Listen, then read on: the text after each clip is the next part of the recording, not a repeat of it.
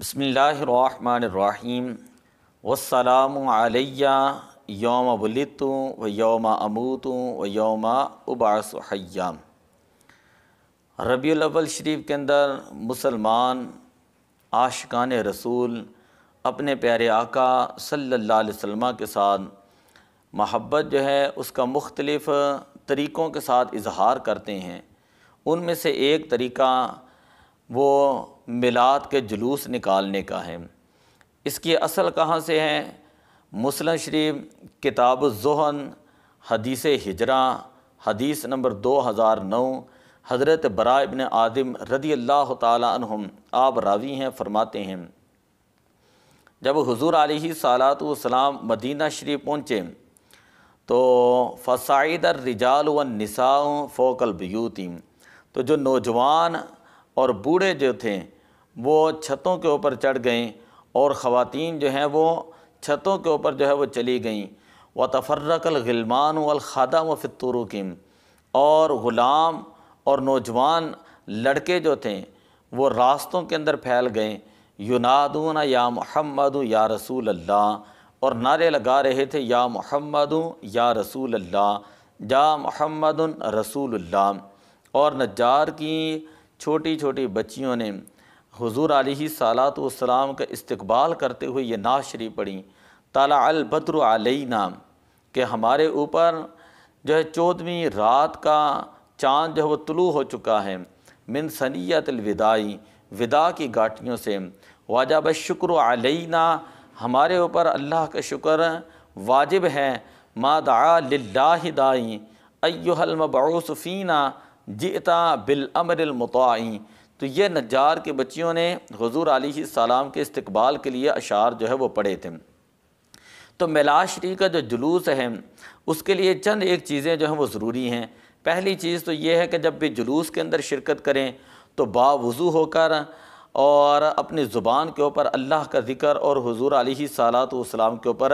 درود شریف جو ہے یہ جاری رکھیں۔ اسی طرح جب میلاد شریف کا جلوس جا رہا ہو، اب شریک ہیں، تو اس کے اندر کوئی بھی غیر شرعی امر جو ہے، غیر شرعی حرکت نہ کریں، مثلا میوزک وغیرہ جو ہے وہاں پر نہ لگائیں۔ اسی طرح جب میلاد شریف کا جلوس ہو یا میلاد شریف کے لیے چراغاں کیا جا رہا ہو تو وہاں پر مردوں اور عورتوں کا اختلاط نہ کیا جائے۔ یہ نہ ہو کہ آپ جو ہے رات کو یہ کہیں کہ چلو جی اس محلے کے اندر بڑی اچھی لائٹنگ ہے، ہمارے ہیں بولتے ہیں پہاڑیاں لگی ہوئی، چلو جی پہاڑیاں دیکھنے جاتے ہیں، تو اس طرح جو ہے کچھ اوباش لڑکے بھی ساتھ مل جاتے ہیں اور پھر دوسرے لوگ جو ہیں وہ ہمارے اوپر انگلی اٹھاتے ہیں۔ تو ہر وہ حرکت کہ جس سے میلاد شریف کے جلوس کا تقدس پامال ہوں، اور ہر وہ چیز کہ جس سے جشن میلاد کی جو چراغاں ہیں ان کا جو ہے وہ تقدس پامال ہوں، اس سے جو ہے ہمیں بچنا چاہیے۔ اسی طرح میلاد شریف کے جلوس کے اندر لوگ عقیدت اور محبت کے ساتھ تبرک تقسیم کرتے ہیں۔ تو تبرک جو ہے اس انداز کے اندر تقسیم کرنا چاہیے کہ وہ زمین کے اوپر نہ گریں، یہ نہ کہ دور سے لوگوں کو نشانہ لگا کے پھینک رہے ہوں اور سارے کے سارے جو ہے وہ تبرک اس کی بے حرمتی ہوں اور اسی طرح پاؤں کے اندر بعد میں آتا رہے، ایسا نہیں کرنا چاہیے۔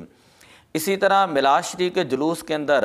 وہ ایسی نعتیں نہ ہوں کہ جن کی طرز جو ہے وہ گانوں کی طرز ہوں، گانوں کی طرز کی نعتیں اور قوالیاں، ان سے پرہیز کیا جائیں۔ ہاں جو عام جو ہے نعت شریف ہیں عقیدت کے ساتھ محبت کے ساتھ جو پڑھی جاتی ہیں، گانوں کی طرز سے ہٹ کے ہیں، وہ جو ہے وہ میلاد شریف کے جلوس کے اندر لگائی جائیں اور پڑھی جائیں۔ اسی طرح جلوس میلاد کے اندر کسی کو راستے میں تکلیف نہ دیں، یہ نہ ہو کہ اگر وہ کسی کو دھکا دے رہا ہے، وہ کسی کے ساتھ لڑائی کر رہا ہے، وہ کسی کو گالی دے رہے ہیں اور جلوس کے اندر ہی جو ہے وہ ایک دوسرے کے